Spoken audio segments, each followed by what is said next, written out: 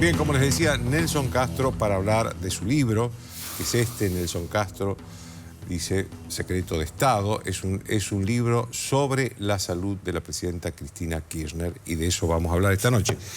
Nelson, ¿cuáles son las revelaciones más importantes del libro sobre la salud de la presidenta? Digo, sobre los aspectos de la salud que la afectan como gobernante. Por supuesto, ¿no? de eso se trata y en ese contexto está hecho el libro. El libro es un libro de información. Es decir, no hay ninguna opinión mía, porque no podría haberla, ¿no es cierto?, sobre temas que son estrictamente informativos. Es lo que primero quiero marcar.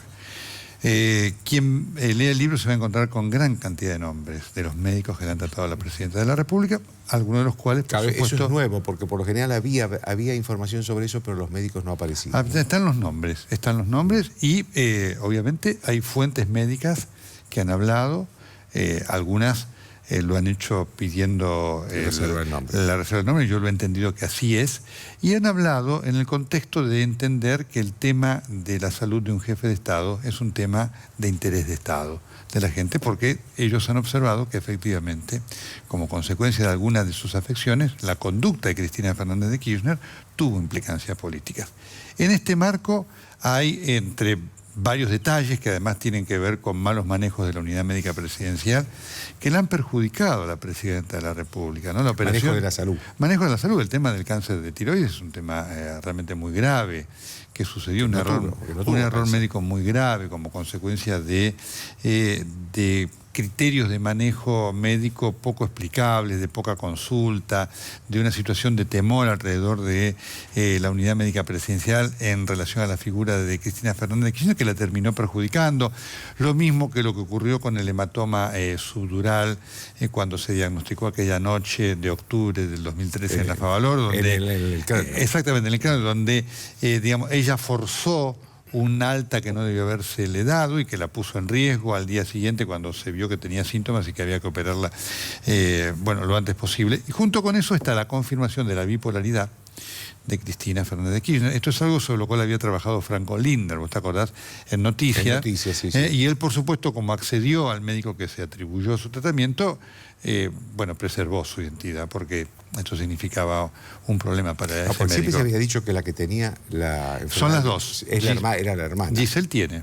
Eso lo ha dicho Cristina en su libro. Son las dos, con distintos grados de, yo diría de manifestación clínica. Cristina también, acá damos el nombre de quien la trató a Cristina y por supuesto que fue el doctor Alejandro Lacomersino, un gran especialista en trastornos bipolares que lamentablemente falleció el 18 de junio del 2011, y hablamos después con otros allegados a Lacomersino que confirmaron eso y además dieron un perfil psicológico de lo que es la presidenta de la República basado en lo que ellos en alguna mesa hablaron con Lacomersino. Así que eso está concretado con nombre y apellido. Y el otro tema es la atrofia del lóbulo frontal bilateral que tiene Cristina Fernández de Kirchner, que es un tema... Es en el cerebro, ¿no? Eso es en el cerebro, ¿no es cierto? La zona del lóbulo frontal es la que se encarga... ¿Qué consecuencias tiene? El lóbulo frontal es el que controla las conductas sociales, ¿no es cierto? Que tiene que ver con las inhibiciones, es decir, da el freno social, resguarda, controla la impulsividad, algunas acciones de desinhibición que se ven en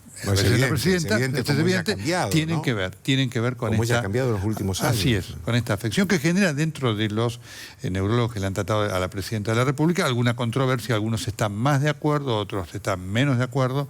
Con eso y eso también nosotros lo manifestamos para que nos demos cuenta de la complejidad del caso. Y también ahí hablamos que es algo que probablemente ella no sepa o no se lo hayan explicado muy bien, y es importante para ella en su presente y en su futuro como persona, para que lo controle, para que lo analice, para que vea, ella necesita tener un control neurológico importante junto con un control de su patología psiquiátrico, pero para ella ya su periodo presidencial está terminado. Decime, está el síndrome de Ubris.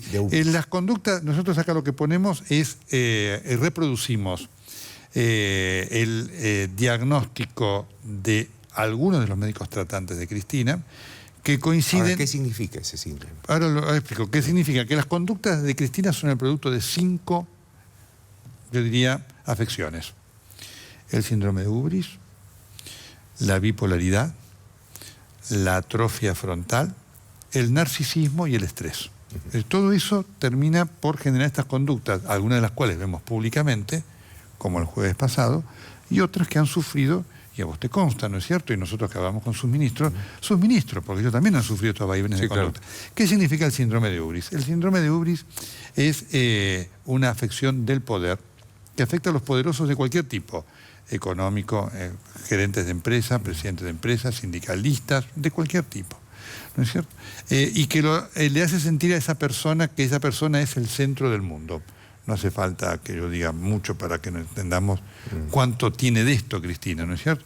Que cree además que sus decisiones son absolutamente inobjetables, que desprecia las opiniones de los otros y que en base a eso a veces toma decisiones que producen consecuencias ulteriores perjudiciales para aquellos que pueden ser los que padezcan las consecuencias de esas decisiones. Creo que no hace falta... cuando yo dije esto aquella vez se enojaron muchísimo, ¿te acordás que hubo todo un elemento de descalificación? Sí, parecía que diagnosticabas a la distancia. A distancia, esto es un diagnóstico hecho por los médicos, jamás podría ser yo. Hecho que en algún momento, en aquel momento... Lo que haces es interpretar bien como profesional médico lo que te dicen los médicos. Exactamente, puedo decir, bueno, esto... Efectivamente. Claro, cosa que yo no podría hacer, pero vos lo podés hacer porque sos un colega de... Así es, ¿no? Y en aquel momento nosotros lo presentamos como algo propio, ¿por qué? Porque obviamente me interesó preservar a quien eran los médicos. Si vos te acordás aquella vez de aquel diagnóstico de distancia, siempre me acuerdo, ¿no? Porque yo comencé diciendo, señora Presidenta, sus médicos están agunteados, porque yo sabía del golpe que se había dado a la Presidenta de la República el día de la paso aquella de agosto, donde perdió con Massa, que generó esa furia de la Presidenta de la República, y del temor que había, la preocupación que había generado en sus médicos ese golpe, que después terminó en el hematoma subdural crónico, que se conoció, como nosotros veníamos sabiéndolo, en aquel día de octubre. Ahora, decime, estas enfermedades, fundamentalmente la bipolaridad y la atrofia en el lóbulo frontal, ¿son curables? ¿Se pueden revertir o no? ¿Se pueden agravar en el tiempo? No son curables, la bipolaridad es tratable y bien tratada, las personas hacen una vida normal. Hubo muchos bipolares a lo largo de la historia, ¿no es cierto? Churchill lo fue, hubo muchos.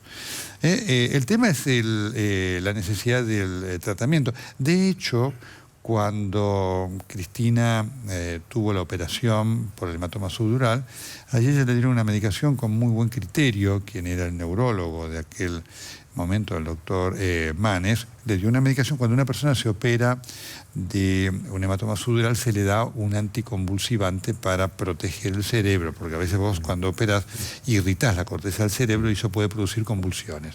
Entonces se da un protector anticonvulsivante por un tiempo más o menos de entre 6 a 1 año. Y el doctor Manes, seguramente él tenía la información del tema de la bipolaridad de Cristina y había observado sus conductas, le dio un medicamento que se llama ácido valproico, que no solamente la protegió contra las convulsiones, sino que además moderó su estado de ánimo, su conducta. Y es muy interesante porque durante el tiempo que ella lo tomó, que esto fue primera mitad del 2013, perdón, del 2014, Cristina tuvo conductas diferentes, mucho menos agresivas, mucho más contemplativas, mucho más conviviales con el resto. Es muy interesante ver lo que pasó en ese momento en que ella tomó esa medicación, es algo de lo cual nosotros hablamos, y lo que pasó cuando la dejó, en cuanto a otra vez este cambio en las conductas, ¿no es cierto? Estas conductas así impulsivas, desenfrenadas, agresivas, que la Presidenta tiene, insisto, pública y privadamente. Ahora, decime, en este contexto, ¿cómo viste el discurso del jueves, que vos lo acabás de mencionar? Porque a mí me sorprendió por 3 razones. Una, porque era autorreferencial. Totalmente. Por el tiempo que duró, 2 horas hablando sin parar. Y la otra por el grado de agresividad por un lado y por esta decisión de llamar a un voto anónimo, digamos, porque votaban a un modelo pero no nombraba al candidato. Bueno, cuando yo lo vi, hablé con una fuente médica que me llamó esa noche y me dijeron, mire, es la explicación de su libro, pero no va a tener que explicar más nada. Usted ponga esto y aparece en cada una de las conductas. Esto del síndrome de Ubris, el yo permanente. Pues sabes que hay, esto lo explica uno de los psiquiatras que obviamente compartió la información con Alejandro Lagomarsino, habla de lo que se llama situaciones paranoides, la paranoia reivindicativa, que es un estado de situación por la cual, insisto, por eso digo, es información de la cual habla en el perfil psicológico de Cristina, este psiquiatra a quien hemos protegido en cuanto a su identidad, que habla de una persona que, permanentemente habla de ella, que se cree perseguida y que necesita reivindicarse. Yo gané por el 45%, yo gané por el 55%, yo que hice esto en el pasado, yo que hice el otro en el pasado. Esa es Cristina. Todo esto es lo que se vio el jueves pasado. Cuando vos lees el libro y ves lo del jueves pasado, ves habría que todo... acompañarlo entonces totalmente, con un CD, efectivamente, con el discurso del jueves. Y otros. Ese no fue el único, ¿no? Pero ese es un buen resumen de muchas de las cosas informativas que aparecen en este libro. Nelson, vos sos crítico de que los candidatos a presidente, o los que llegan sobre todo después a presidente, no tengan un examen médico previo. Así es. Ahora, debo decirte que hay muy pocos países del mundo que lo tienen. Muy poco. Lo tiene Estados Unidos. En Francia, yo me acuerdo que Mitterrand asumió con cáncer de próstata. Así, Mitterrand fue un gran... Nosotros ahí en el prólogo ponemos 2 o 3 cosas que tienen que ver con este tema, que yo aspiro, porque el libro, por supuesto, tiene aspectos polémicos, mucha gente me criticará y está muy bien, y dentro de la profesión médica algunos estarán de acuerdo, y otros no. Está muy bien que así sea, porque esto es lo que yo quiero marcar. Nosotros, en el prólogo, hay mención al caso de Mitterrand. Es muy interesante ver la historia que explica estas cosas. Cuando Mitterrand asume, va a suceder a Georges Pompidou, que vos te acordás, murió de Pompidou tenía lo que se llama un mieloma o enfermedad de Waldenström, que él mantuvo oculta prácticamente hasta el final de su vida. Cuando se supo esto, la ciudadanía francesa reaccionó con mucho enojo contra el fallecido presidente y contra sus médicos y la comunidad política por haberle mantenido esto oculto. Entonces Mitterrand le dijo a su médico, el doctor Gubler, que él iba a publicar un parte médico cada 6 meses, hasta que se descubrió que tenía a los 6 meses o al año tenía el cáncer de próstata. Y por lo tanto prohibió la publicación de su enfermedad hasta prácticamente el final de sus días. Tanto es así que su médico, el doctor Gubler, escribió un libro que se llama Secreto de Estado. Como el tuyo. Secreto de Estado, secreto médico, el gran secreto. Donde habla esta enfermedad, lo que escribió a los 2 días de muerto, de fallecido Mitterrand, la familia se enojó, le hizo un juicio que en los tribunales de París ganó.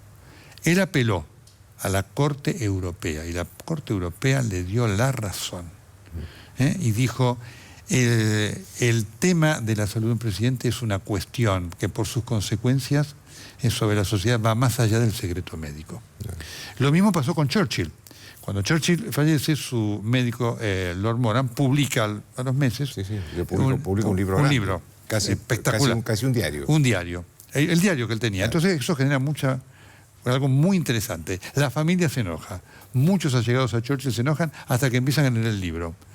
Cuando se termina de leer el libro, la sociedad que había votado a Churchill, hubo quienes le quisieron hacer una demanda al médico por haber mantenido en secreto todos los problemas de salud de Churchill que influyeron en sus decisiones.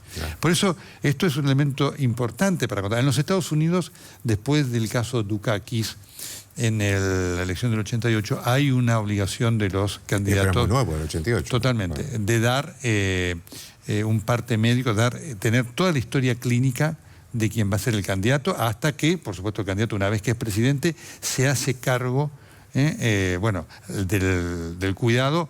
El hospital Walter Reed, y siempre hay un médico de las Fuerzas Armadas que se hace cargo de la salud del presidente de la República. Y es un tema de enorme importancia. En la última campaña, la campaña de McCain, en la que le gana Obama, McCain había sufrido un melanoma, que es un cáncer maligno, una afección maligna de la piel. Por supuesto que él se salvó, pero obviamente eso generó un riesgo. En todas las entrevistas que hizo McCain durante la campaña, se le preguntó sobre la salud. Y hubo evaluaciones médicas sobre eso. Por supuesto que él nunca se enojó, porque entendió que era el derecho de la sociedad de los Estados Unidos a saber cómo iba a estar esa persona que podía ganar la presidencia, para ejercer la presidencia. Hay un caso muy interesante, el del senador Tsongas. Tsongas es uno de los que se le opone a Clinton en la campaña del 92, cuando empieza la campaña. Tsongas tenía linfoma no Hodgkin, que es una enfermedad cancerosa del sistema linfático, y que por supuesto él mantuvo oculto. Songas perdió la primaria con Clinton y a los 8 meses falleció. Muy bien. Entonces mucha gente dice, ¿qué hubiera pasado si hubiera ganado? Porque eso estaba oculto. Claro. Allí, ¿no es cierto? ¿Qué hubiera pasado para la campaña de los demócratas si el candidato en el medio de la campaña fallecía a los 8 meses? Por eso marco esto de la importancia política que tienen estos temas. Ahora, Nelson, la presidenta se va dentro de menos de 40 días. ¿Cómo puede afectar en su salud el hecho de irse del gobierno? Una persona que está acostumbrada al poder desde hace por lo menos 25 años, va a ser duro. a un extremo de estrés enorme desde hace 12 y desde hace 8 más todavía, cuando de pronto no tenga nada que hacer. Va a ser dura para ella. Y por supuesto que cuando marco estas cosas que están aquí, que seguramente la disgustarán, digo, ojalá Cristina tenga, para ella, ¿no? Y para su familia, porque tiene hijos, tiene nietos, ¿no? Es una mujer joven, es una mujer inteligente. ¿Qué más puede pedir, como ya dije, ¿no es cierto? Es una mujer que ha pasado la historia. Como pasa cualquier presidente, pero mucho más, primera presidenta argentina, electa, reelecta y demás.